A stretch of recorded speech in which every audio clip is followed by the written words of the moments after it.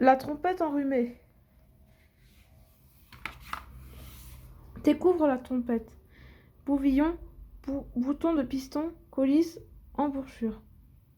La trompette fait partie de la famille des cuivres comme le cor ou le trombone. C'est un instrument à vent. Il faut souffler dans son embouchure et appuyer sur les pistons pour jouer les notes.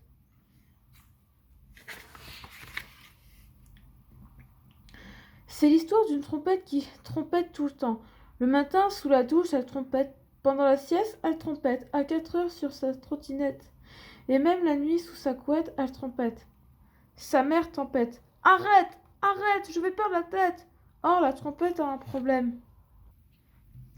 Elle est enrhumée. Quand elle joue, disons-le, franchement, on dirait une vache qui a avalé un klaxon. C'est embêtant parce que la trompette rêve de jouer dans un grand orchestre. Attends un peu, dit sa mère. Quand tu seras grande, tu iras voir un impresario. C'est quoi un impresario?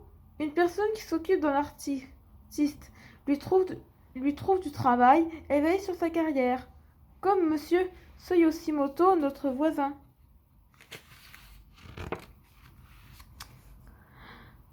La trompette s'en va sonner, c'est l'impresario.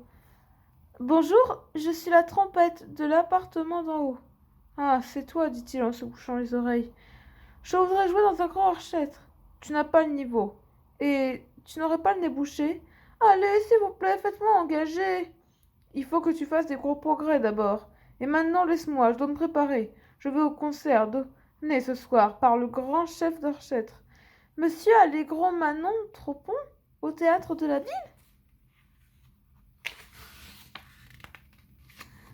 Très bien, répond la trompette. Et elle s'en va gueuillerette.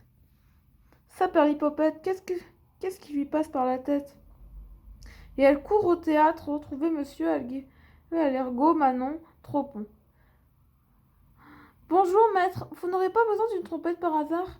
Bonjour, faut tomber à pic. Nous avons un emploi pour vous. À ce soir, 8h15.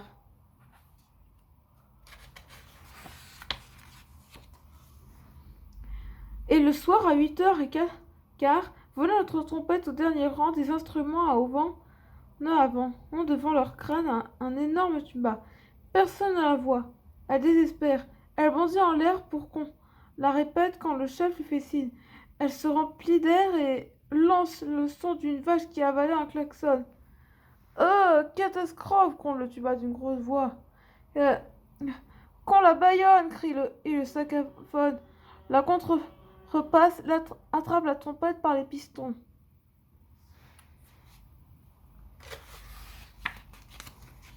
Et voit valser dans les coulisses au pied du pompier de service.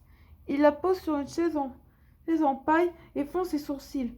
Pas un bruit, souffle-t-il.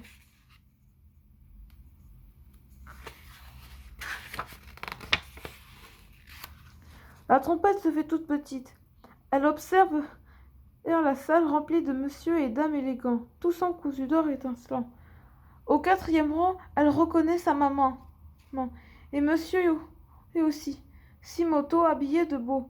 Oh, mais qu'est-ce qui brille si fort à côté de maman?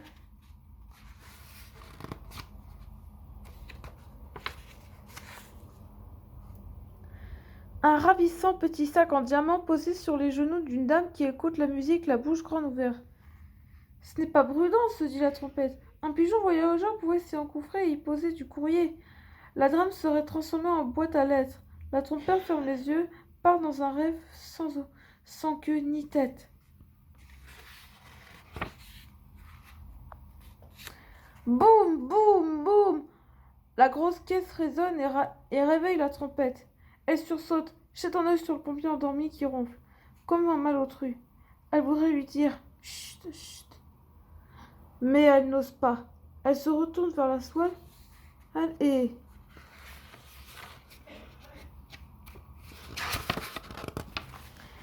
Elle aperçoit un gang noir qui en un tour de passe-passe, s'empare du sac en diamant. C'est un voleur! N'écoutant que son courage, la trompette sonne l'alerte. Pouette, pouette, pouette! La dame boîte à lettres s'écrie. Au secours! On a volé mon sac en diamant! la trompette aperçoit le voleur qui file par une grande porte vitrée. T'es tout au fond de la salle. Et alors, il se passe une chose extraordinaire. La trompette se met à crier si fort que la porte vitrée vole en éclats. Je t'explique. Les sons très aigus provoquent des vibrations dans l'air qui font écraser sur les objets en verre et les font exploser. Le voleur s'arrête né stupéfait. Le pompier se jette sur lui et le ligote avec sa lance à incendie. Voilà le bandit bien attrapé et ficelé comme un saucisson. Tout le monde se tourne vers la trompette et l'acclame. Quel sang-froid, quelle intelligence! Et sa maman la serre contre elle. Je suis si fière de toi. Tu sais, on va soigner ton nez bouché et tu vas devenir une trompette en or.